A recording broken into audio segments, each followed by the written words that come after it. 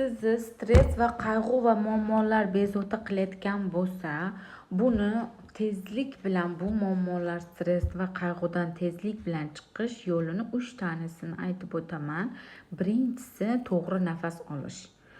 Siz o'zingizni stressli yoki qayg'uli yoki bo'lmasa muammo ichida ko'rganingizda eng birinchi to'g'ri nafas olish. O'tirgan holatingizda chuqur burundan olib, qorningizni shishirib va burundan nafas berasiz. Og'iz ishlatilmaydi. Faqat burundan olib, burundan nafas berib 3 marta. Har olgan nafasingizda 2 soniya ushlab turasiz, keyin chiqarasiz. Bu 3 martagi nafas, chuqur nafas sizni haqiqatdan ham ichki xotirjamligingizni birinchi yo'li bo'ladi. Ikkinchisi bu stress va muammo yoki bo'lmasa qayg'uni kimga tegishli ekanligini belgilash.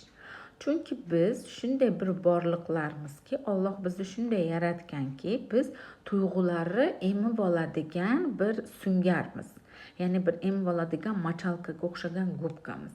Biz hamma tuyg'u bizga oid bo'lmaydi. Kun ichida o'zimizni aura alanimizni yaxshi ishlab ko'ra olmaganimiz uchun ham tashqaridan insonlari tuyg'ulari, tushunchalari, muammolari, stresslari bizga o'zimiznikidek qilib olishimiz mumkin. Shuning uchun bu muammo kimga tegishli yoki bu holat kimga tegishli deb savol berasiz. Bu savolni uzoq berasiz, to 2-3 minut qanday siz o'zingizni erkin va bu muammodan qutulganday his qilguningizcha.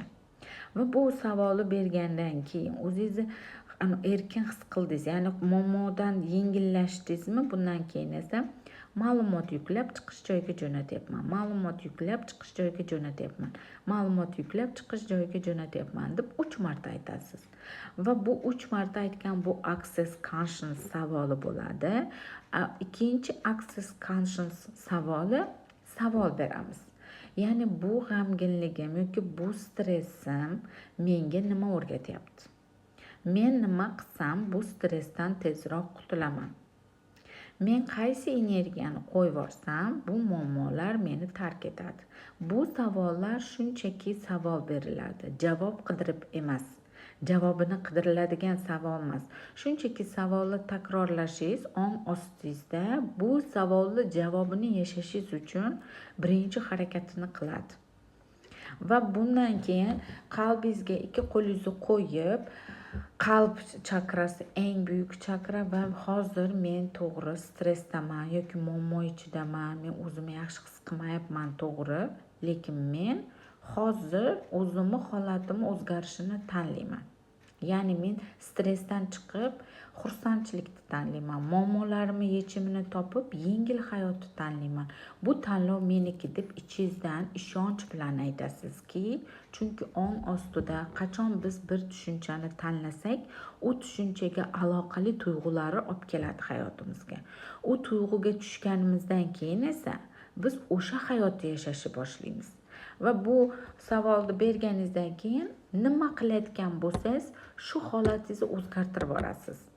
Ya'ni ish qilayotgan paytda to'xtagan bo'lsangiz, o'tirib dam olib borasiz yoki dam olib o'tirgan bo'lsangiz, oyoqqa turib bir ish yumushingizni qilishingiz kerak bo'lgan ishni qilish uchun harakat qilasiz.